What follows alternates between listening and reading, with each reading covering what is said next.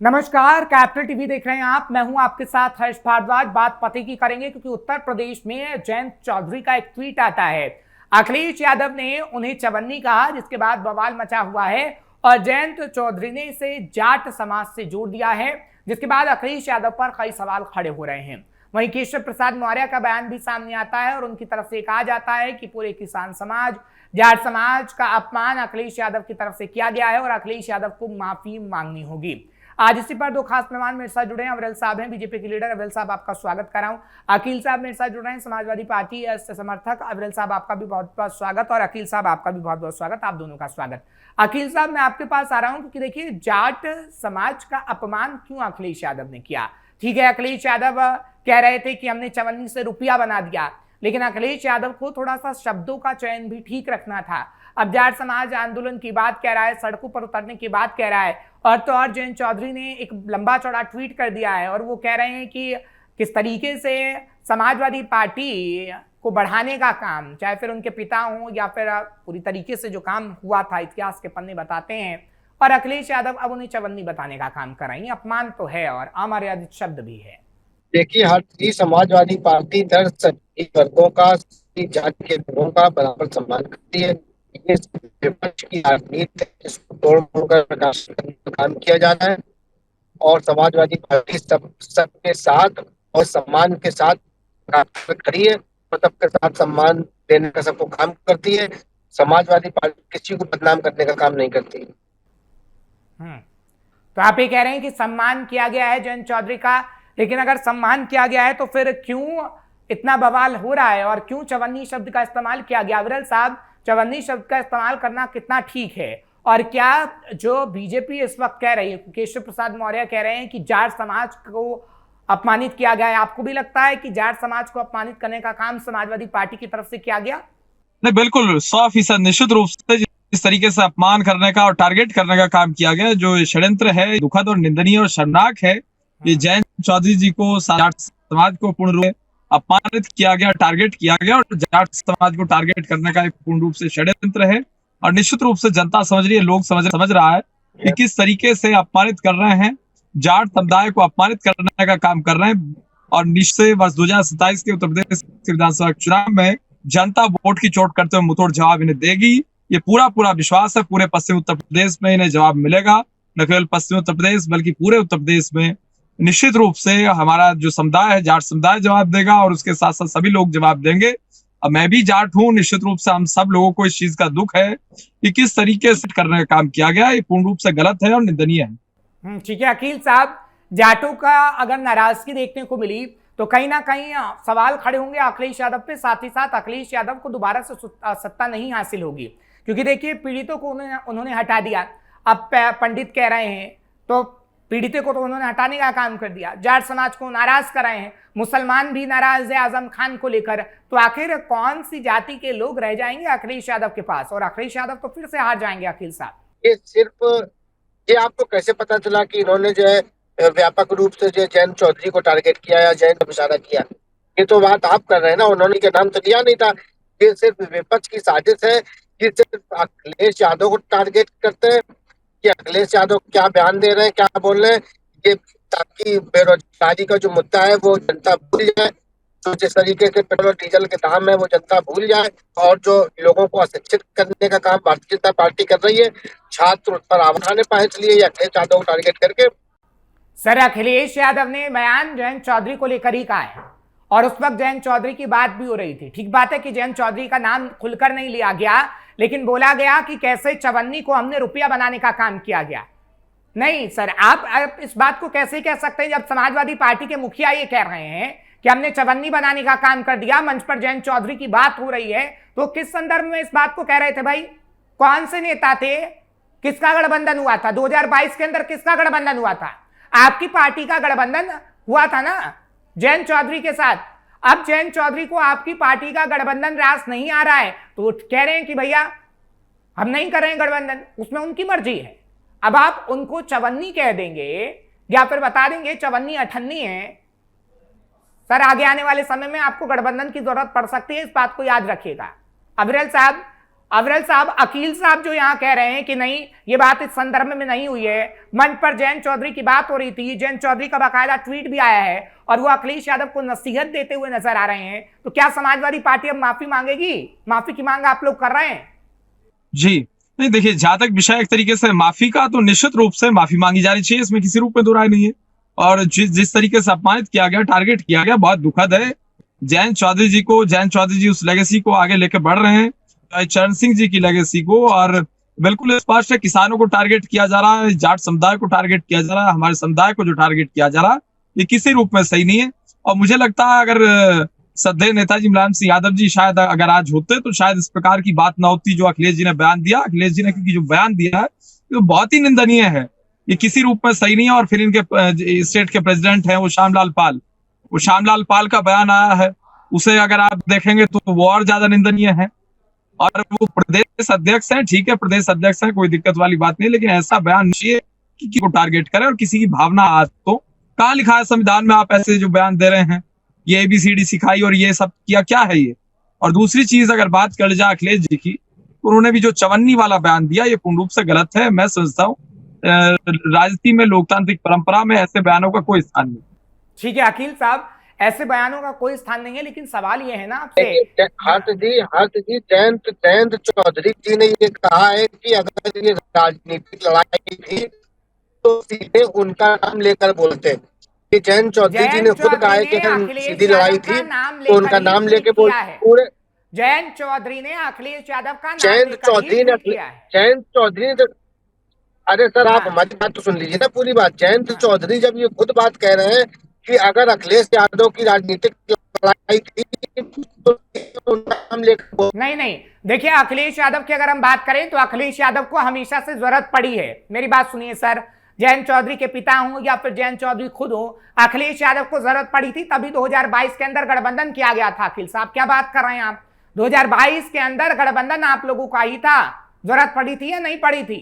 Sir Akhilesh Yadav ने, पहली बात तो अभी तक ये चीज स्पष्ट नहीं हो पाई है ना कि जिसको ये चुनावी ध्रुवीकरण करने की कोशिश की जा रही है, कि मायावती जी भी कह देती है कि जो है अखिलेश यादव को इस तरीके की बात नहीं बोलनी चाहिए और पूरे जाट समाज से माफी मांगने की जरूरत है। और उधर जयंत चौधरी ये बात कह रहे हैं कि अगर उनकी सीधे राजनीतिक लड़ाई थी तो हमसे हमारा नाम लेकर के बोलते, जयंत चौधरी के नाम लेकर के बोलते। मतलब जयंत चौधरी का नाम कहीं आया नहीं है और जयंत चौधरी को भी मिर्चाएं लग रही हैं और इसके साथ साथ मायावती जी भी जो घूम रही है। जयंत चौधरी को मिर्चा लग रही है, ऐसे शब्द का इस्तेमाल करेंगे तो जयंत चौधरी का दोबारा से ट्वीट आ जाएगा कि समाजवादी पार्टी के लीडर पहले चवन्नी कह देते हैं, फिर मुझे मिर्च लगन की बात कहते हैं। देखिए मायावती ने भी बीजेपी को लोग बीजेपी के लोग दूसरे लोगों को गाली गलौज करते हैं, वो आता है। बीजेपी के लोग लगातार दूसरे लोगों को गाली गलौज करते हैं, वो आपको अच्छा लगता है? मिर्ची शब्द में आपको भी बुरा लग रहा है। आप भारतीय जनता पार्टी के प्रवक्ता के तौर पर आप हमसे सवाल कर रहे हैं कि बीजेपी गाली गलौज करती है, तो आप भी गाली गलौज करेंगे, मंच से चवन्नी अठन्नी कहेंगे, गाली देंगे, आप भी यही करेंगे?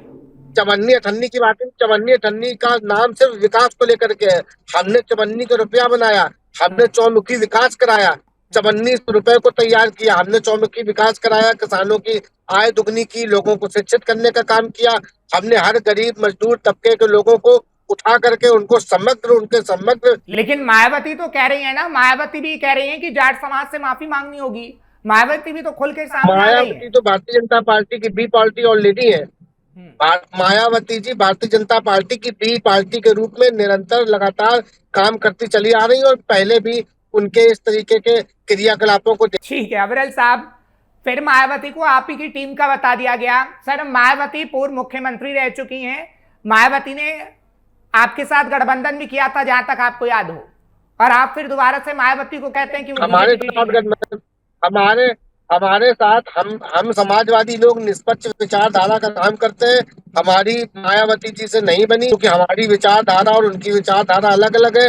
वो गरीबों का शोषण करने की कोशिश करती हैं, टिकट बांटने के नाम पर पैसा वसूली करने की कोशिश करती हैं। मायावती बीजेपी की बी टीम है और इसलिए वो कह रही है हमारी विचारधारा उनसे नहीं जुड़ी, हमारी विचारधारा नहीं जुड़ी, इसलिए हमने उनको गठबंधन कर दिया। ठीक है अविरल साहब जी, देखिए जहां तक विषय अगर बात कर जाए पर्टिकुलरली जो है अपमान हुआ इस मैटर की, जो आज का टॉपिक है, मैं समझता हूँ ये जो चीज हुई है इस चीज पे शर्मिंदगी महसूस समाजवादी पार्टी को करनी चाहिए, नंबर 1। तो नंबर 2, जहां तक विषय बहन कुमारी मायावती जी को, तो ये कह रहे हैं कि वे फलाने को मिर्ची लग रही है। ये इस शब्द का ये पूर्ण रूप से मैं इस्तेमाल भी नहीं करूंगा। ये एक तरीके से अनकॉन्स्टिट्यूशनल उस लिहाज से है कि एक तरीके से समाज में ऐसा बयान नहीं दिया जाना चाहिए, इस शब्दावली का प्रयोग नहीं होना चाहिए।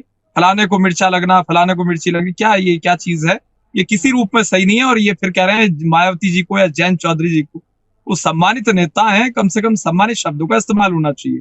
हम भी सम्मान के साथ कह रहे हैं आपके संबंध में, और आप भी सम्मान के साथ ही बात करें, संसदीय भाषा का ही प्रयोग करें, तो शायद अच्छा रहे और बेहतर रहे। लेकिन ये जो गैर संसदीय भाषा का ये प्रयोग हो रहा है, ये चुनाव के कारण से विपक्ष जो कर रहा है, ये चीज पूर्ण रूप से गलत है। जनता इन्हें सजा देगी। ठीक है अकील साहब, जनता सजा देगी बीजेपी इस वक्त कह रही है, क्योंकि अभी देखिए मैं अगर बात करूं उत्तर प्रदेश की, तो जयंत चौधरी के समर्थन में कई किसान ऐसे हैं जो जाट किसान हैं, वो आपके खिलाफ आंदोलन की बात कह रहे हैं। अगर आंदोलन होगा तो कहीं ना कहीं मुश्किल आपके लिए खड़ी हो सकती है, क्योंकि अभी हमने देखा था कि किसान आंदोलन किस तरीके से सरकार के खिलाफ होने जा रहा था। लेकिन अगर अब अखिलेश यादव के खिलाफ ये आंदोलन हुआ तो अखिलेश यादव के खिलाफ बड़ी मुश्किल खड़ी हो सकती है, क्योंकि अखिलेश कह रहे हैं कि नहीं, हम जाति की बात नहीं करते, हम विकास की बात करते हैं। लेकिन मंच पर कहीं ना कहीं अखिलेश यादव गाली देने का काम जयंत चौधरी को करते हैं। अखिलेश यादव ने सिर्फ जयंत चौधरी को गाली नहीं दी, कई लोगों को गालियां दी हैं इससे पहले, और मुलायम सिंह यादव ने भी। अकील साहब देखिए जिस देश का प्रधानमंत्री लोगों को, आम जनता को नक्सलवादी, नक्सल सोच बता सकता है, तो इससे ज्यादा बड़ा आम जनता को नहीं बताया है सर, आम जनता का शब्द इस्तेमाल मत करिए, आम जनता को नहीं बताया गया। अविरल साहब, प्रधानमंत्री नरेंद्र मोदी के लिए बार बार इन शब्दों का इस्तेमाल किया जा रहा है विपक्षी पार्टी की तरफ से। अकील साहब ही कह रहे हैं कि नहीं, आम लोगों को नक्सली बताया गया। आप क्लियर करिए कि दिमागी नक्सल और आम लोगों में बड़ा फर्क है। अविरल साहब, दिमागी नक्सलियों को मुझे पहचानना होगा, ये शब्द किसके लिए कहे गए? ठीक है, आप कह रहे हैं कि प्रधानमंत्री नरेंद्र मोदी ने आम लोगों को यह बात कही। आपने या तो वो तकरीर सुनी नहीं जो 15 अगस्त को प्रधानमंत्री नरेंद्र मोदी साहब की तरफ से दी गई थी। वो कुछ लोगों को कह रहे हैं कि कुछ ऐसे लोग हैं दिमागी नक्सल जो कहीं ना कहीं देश विरोधी गतिविधियां करते हैं और होते हैं। सर, जंतर मंतर पर जो प्रोटेस्ट हुआ उसमें हमने देखा है कि 2800 से ज्यादा लोग ऐसे प्रवृत्ति के थे जिन्होंने कहीं ना कहीं ऐसी गतिविधियां की जिस पर सवाल उठे, और ये सुप्रीम कोर्ट के अंदर हलफनामा पुलिस ने दायर किया है। आप कह रहे हैं कि नहीं, ऐसे लोग नहीं होते, ऐसे लोग होते हैं। अकील साहब,